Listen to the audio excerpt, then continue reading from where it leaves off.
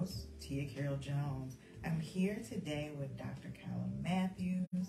Dr. Mathews is the principal at Epic Academy High School. Welcome to the show. Thank you for having me. Thank you so much for being here. Tell us a little bit about yourself. Well, like you said, I am Dr. Kyla Mathews. I am a first-generation college graduate with this big, huge degree that I just earned in 2021. I'm an only child. I like to tell people on my maternal side, I am an only grandchild. So you can judge me if you want, spoiled or not. It also means that I'm really loved, and so I'm able to pour into people because I've been poured into. Thank you for having me. Dr. Mathews, you have been the principal at Epic since the school year started. What have you learned about the students and the faculty at the school? Gotcha. It has been a great 10 weeks of the school year. I've been the principal since October 1st contractually. And what I've learned about Epic is what I'm still learning about Epic is that the good folks that work at 8255 South Houston want to be valued at every level of the organization. Students want to be valued. Parents want to be heard, seen. And so what I've tried to do is like really model this anti-racist leadership. So I see my people, I see my staff, shortcomings, I celebrate them on all the wonderful things they're doing. I also hold them accountable because I am the principal. And I've really challenged myself because my school demographic is about 50-50 Hispanic and Black. I've challenged myself to not only communicate in English, but also in Spanish, in the written word, not verbally, not there yet. But yeah, so I'm learning about Epic, that everybody just wants to be valued at every level of the organization. How are you providing access to all varieties of post-secondary careers to ensure the students know and are exposed to different types of careers? That's a great question because in high school as well as elementary school, post-secondary is so vague, right? And you want to be clear with folks, like what I want my students is to have are options.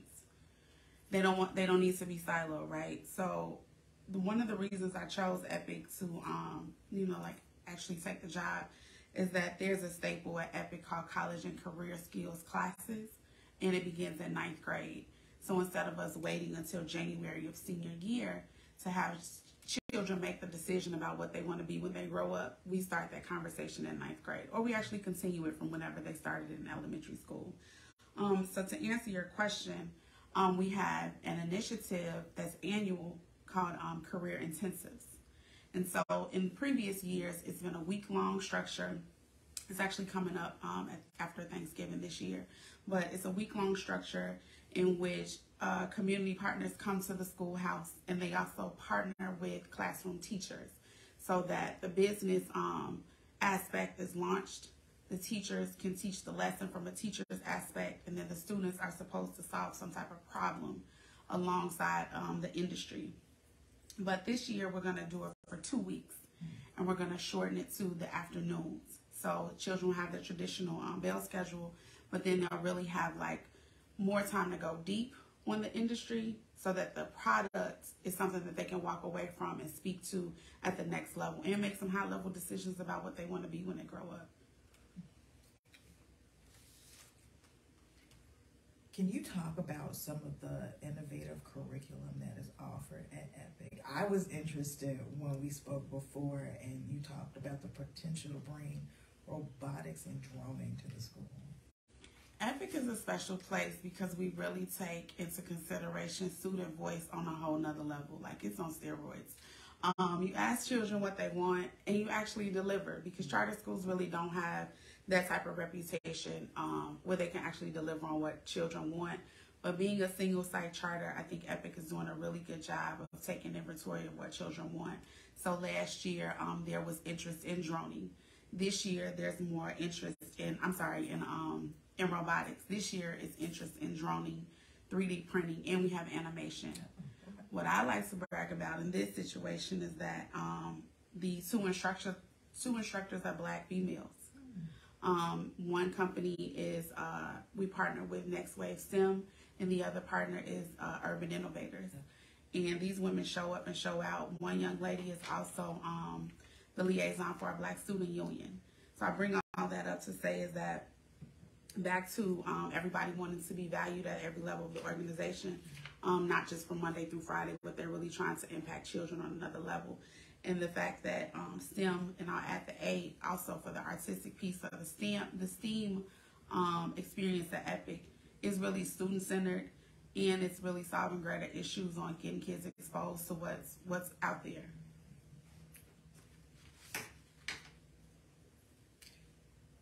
You also have worked with the history teachers at Epic to include components of Chicago history, for example, the Great Migration. Why do you think including diverse components of the history of Chicago is important for the students to learn? One thing for me that makes me a better leader and a better, a greater sense of identity is just knowing where I come from. Chicago is an amazing city, and we all arrived here with some sort of story. And the Great Migration is really dear to me, as well as the rest of, I would like to say, my cousins in the city too. But what I don't want our current students is to be detached from such a time in history. So what I want to say is that the Epic curriculum for history is already dynamic.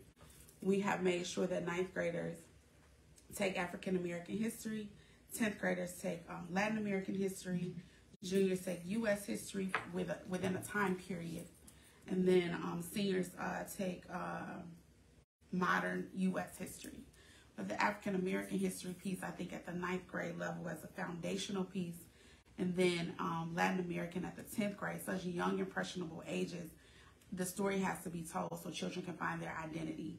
And what's great about that is yesterday we hosted an 8th grade counselor breakfast, and the sophomores were able to talk about finding their identity at Epic. Full circle moment, and the teacher that actually invited them to the panel was their African American history teacher.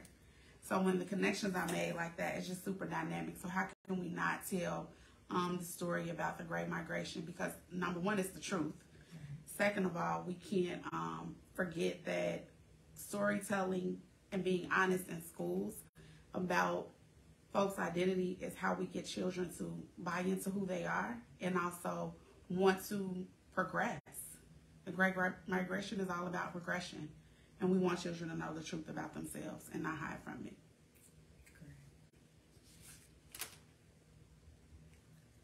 How are you partnering with the principals at other schools on the southeast side of Chicago? And how do you see that partnership benefiting the schools involved and in the community? This is an excellent question because I know I'm the new kid principal on the block, for lack of a better word. But with such a young school chartered in 2009, and my goal is to really amplify the legacy of Epic. The board members as well as the people that chartered the school are still in education. And so what I want us to do as a legacy school is make sure that my strategies are purposeful and personal when I connect with elementary schools. Just yesterday at the council breakfast, the narrative about our school is that we're coined as a best fit high school for our community. Okay. So the purposeful side is that we want folks to know that we exist, number one. Being a young school, people don't know we exist. That's just to be honest. As compared to some schools that are near us, such as CVS and Bogan, that have been part of Chicago's history since the Great Migration. But being such a young school, we have to be intentional. So the personal piece is my AP and I have been dropping in on elementary schools that are near us. New Sullivan, Niños Heroes, Bradwell, as well as Thorpe, and just introducing ourselves to our leadership, introducing folks to the policies we put in place to ensure that students are successful through high school, dropping off gifts to them to let them know that, yes, we are branding, we are marketing, But we're doing something special for Chicago's children in 60617, and folks don't really know what you're doing until you tell them. So we're being courageous by visiting folks and telling our story, but we also opened our doors to invite them in. Great. Yep. What are some of the ways you are engaging the community and encouraging and fostering a relationship between the students and the surrounding community? Again, this part of the work has to be purposeful and personal, because as we come back off the pandemic, I think everybody is in a level of like re-engagement. Like, how do we get back to the humanistic side of things since we've been out of and inside of isolation and stuff. So the purposeful part is the social media, the engagement here with you guys today. Thank you for featuring me on the cover. My circle knows who I am and what I do, but to tell Epic story is like really, really, really a work in progress, and it's something that I'm so, it's my niche. Like I'm here. I love it. But to really foster the relationships between the students and the surrounding community, what we've done is we've done some aesthetic things. So when you pull up, you know that we are a school that's thriving. Last month was October, the month in which you raise awareness for breast cancer, right? So we had all of our trees ribboned with pink. We had October 19th as a school, we went to pink. The marquee is updated at least 2 or 3 days just to let people know as they drive down 83rd Street, whatever perception they may have, Epic is thriving as a campus. We have a partnership with the Park District just across the street. We have, again, visited the elementary schools.